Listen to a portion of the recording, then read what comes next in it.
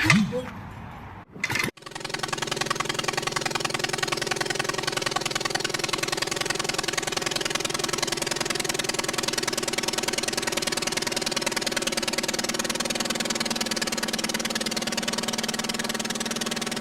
to ADCO Aviation. On the 31st video, we discussed how I built my high-performance antenna for my Legal Eagle XL. Today, I wanted to get back to building. I finally got most of the in-law trailer supplies out of the way and was able to get on with my build. With the tail pieces painted, I installed them on the airframe and began the final rigging of the tail.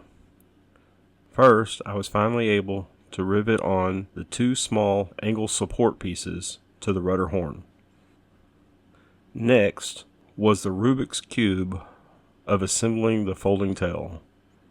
You have to first run the rear bolt of the horizontal stabilizer through, facing the nose, adding the washers to the front side of the stabilizer tube, and then the front bolt of the horizontal stabilizer.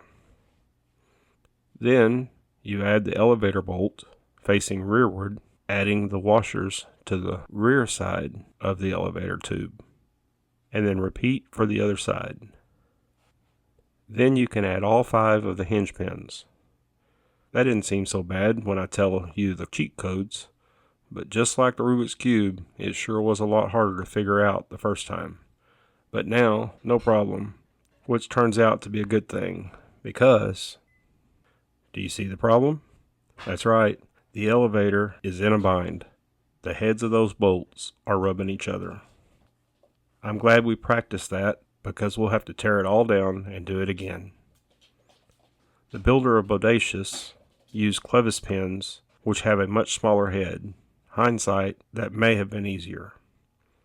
I took these 4 bolts and slowly sanded the heads down about half the thickness. Still a lot thicker than the clevis pin heads, but this worked for me. Okay, reassemble. One thing to note, these tail pieces now swivel, so the rule is these nuts must be safety wired. Since I didn't buy any castellated nuts or pre-drilled bolts, I will be drilling the nut and bolt and running a safety wire through. With the folding tail pieces installed, I rearranged the garage so I can unfold the tail and start making the brace wires. I researched the web and couldn't find much help on this, so I thought I'd start at the bottom since it was unmovable and work up from there. Leonard brought both the wires to a single point on the bottom longerons, and I'd probably do that on my next frame I build.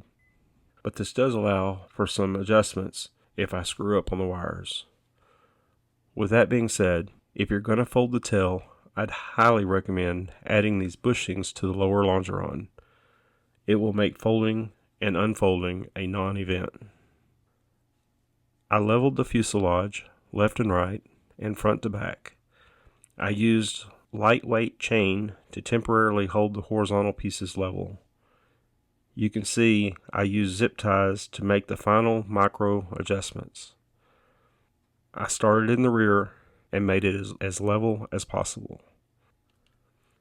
Like I stated before, I sanded off the tips of the thimbles to help get good tight loops and place them in the stainless steel brackets. First, I slid on a small piece of heat shrink, ran the cable through the first crimp and around the first thimble down at the longeron. Back through the first crimp, leaving plenty of slack in the cable. I went through the second crimp sleeve, around the second thimble, and back through the second crimp. By the way, it's easier to build the first bracket in my hand, and then mount it to the tail feather once I finished the crimp and checked with my go, no-go gauge I discussed in a couple of videos ago. I added another small piece of heat shrink to the loose end and cut it as short as possible with my cable cutters, mounting it to the horizontal tail with extra washers above and below the tailpiece per Leonard's plans. I took out the slot and pulled the cable taunt using the padded needle nose vice grips.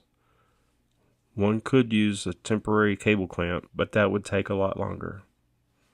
I clamped the cables a couple of inches above the crimp. I adjusted the crimp and crimper and made the crimp and checked it.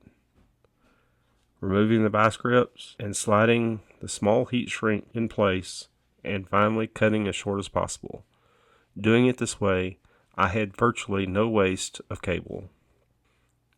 You may have noticed I used regular nuts and will replace with nylon locking nuts once all complete and before flight. Basically, just rinse and repeat for the other 3 lower wires. Now on to the upper wires.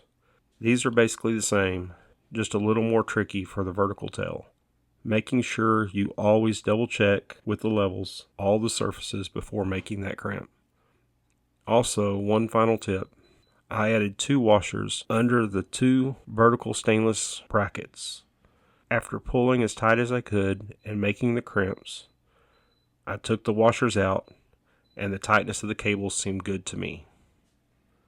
With the tail virtually all level and square, we can now make final adjustments once we get airborne with the test flights by moving the washers around. I'm getting very excited now. Probably be focusing on the control cables and stops back here next. Maybe working on the wings, who knows. Anyways, I hope you've enjoyed this video and hopefully found some of the info helpful for your build.